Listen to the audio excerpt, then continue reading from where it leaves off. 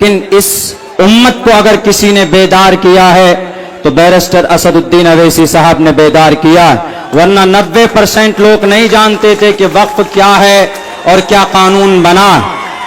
میرے بھائیو، میرے نوجوان، الرحمن الرحیم، قال اللہ تبارک و تعالی فی القرآن المجید لن تنالوا البر حتى تنفقوا مما تحبون وما تنفقوا من شيء فإن الله به عليم، صدق الله العظيم۔ قال رسول الله صلى الله عليه وسلم إذا مات الإنسان انقطع عنه عمله إلا من ثلاثة، إلا من صدقة جارية أو علم ينتفع به أو ولد صالح يدعو له أو كما قال النبي عليه الصلاة والسلام۔ اسٹیج پر تشریف فرما قومی صدر جناب بیرسٹر اسد الدین اویسی صاحب اور ہمارے بہار کے ریاستی صدر جناب اختر الایمان صاحب اور MIM کے دیگر ذمہ دار اور ہمارے MIM کے تمام شہدائیوں، نوجوانوں، ساتھیوں، ہم لوگ یہاں پر جمع ہوئے ہیں۔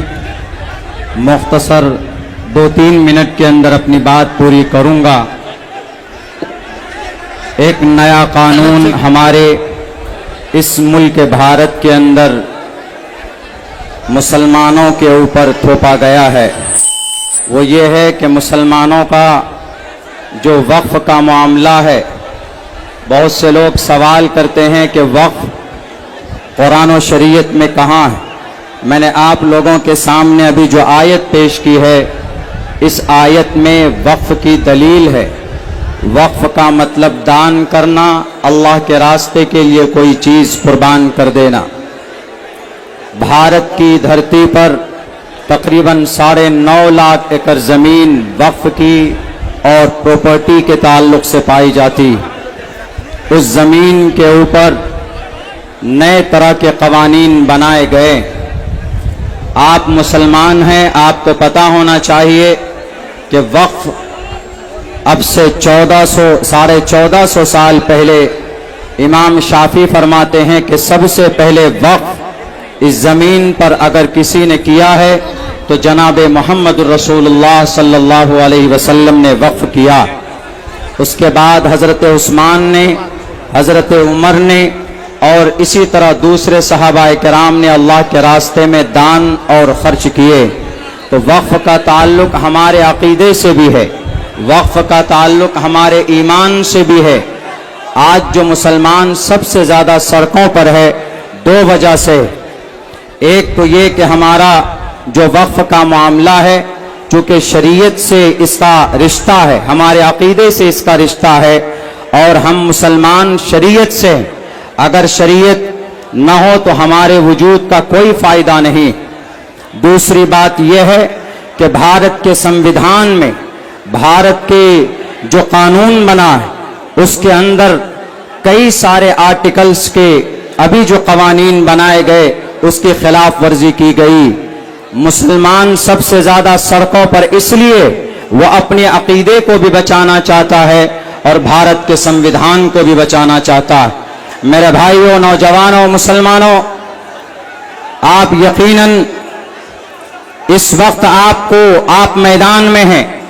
ملک ہندوستان میں اگر اس بل کے خلاف سب سے زیادہ جس جماعت نے بڑھ چڑھ کر حصہ لیا ہے، اس جماعت کا نام آل انڈیا مجلس اتحاد المسلمین ہے۔ وہیں پر دوسری جماعتیں بھی بڑھ چڑھ کر کام کر رہی، لیکن اس امت کو اگر کسی نے بیدار کیا ہے تو بیرسٹر اسد الدین اویسی صاحب نے بیدار کیا، ورنہ 90% لوگ نہیں جانتے تھے کہ وقف کیا ہے اور کیا قانون بنا۔ میرے بھائیوں، میرے نوجوانوں، آپ اس وقت جو سڑکوں پر ہیں، یہ صرف شریعت کو بچانے کے لیے نہیں، بلکہ بھارت کے آرٹیکل میں دفعہ نمبر 14 ہے، جس میں کہا گیا equality before law or the equal protection of the laws within the territory of India۔ آپ اس کی حفاظت کے لیے بھی میدان میں ہیں۔ آرٹیکل نمبر 25 آپ اس کی حفاظت کے لیے بھی میدان میں ہیں۔ Article number 15 prohibition of discrimination on grounds of religion.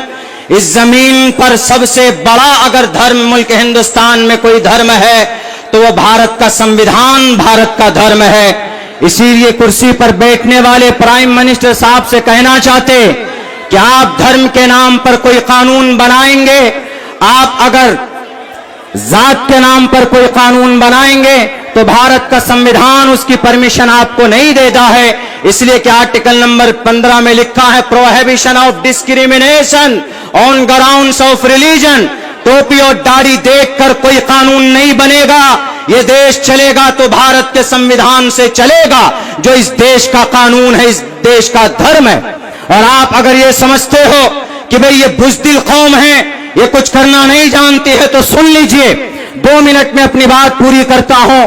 इस मट्टी को बचाने के लिए सबसे पहले मैदान में 1755 के अंदर अगर कोई था तो यही कौम अली वर्दी खान था।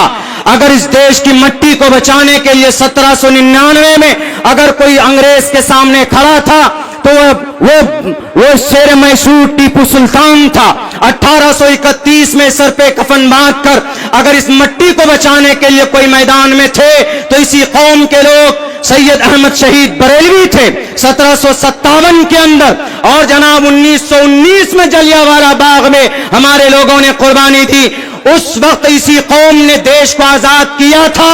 अगर आप जैसे जालिमों से इस देश को आजाद कराने की जरूरत पड़ेगी तो यही कौम सर पर कफन बांधकर मैदान में निकलेंगे और देश को आजाद कराएंगे। बहुत बहुत शुक्रिया, जज़ाकल्लाह। 1 मिनट में एक मैसेज और देना चाहता हूं। दान का ताल्लुक इस्लाम से नहीं, हिंदू से भी। गीता में एक मंत्र है, दातव्यमिति यद्यानम दीयते नुपकारिणे देशे काले च पात्रे च तद्दानम सात्विकम स्मृतम, कि दान करो, दान कीजिए। और दूसरी चीज, गद्दी पर जो बैठा है उसके लिए एक पैगाम, यानी मिस्टर प्राइम मिनिस्टर साहब के लिए वो लिखा हुआ है कि जा नरपति पर जा दुखदाता, सो नर तुरंत नरक में हो जाता। अगर ऐसा कोई कानून लाते हैं जिससे लोगों को तकलीफ पहुंचे तो उस तकलीफ की वजह से फौरन आप नरक में जाएंगे। आप कुर्सी से उठेंगे, आपकी मौत होगी, आप नरक में जाएंगे। ये भी आपके लिए इबरत है। मिस्टर प्राइम मिनिस्टर साहब, यह आपके ग्रंथ में है, याद रखिएगा। गद्दी पर बैठे हैं, सबको लेकर चलिए तो इंशाअल्लाह इस देश का भला होगा। बहुत बहुत शुक्रिया, जज़ाकल्लाह। अस्सलामु अलैकुम व रहमतुल्लाह।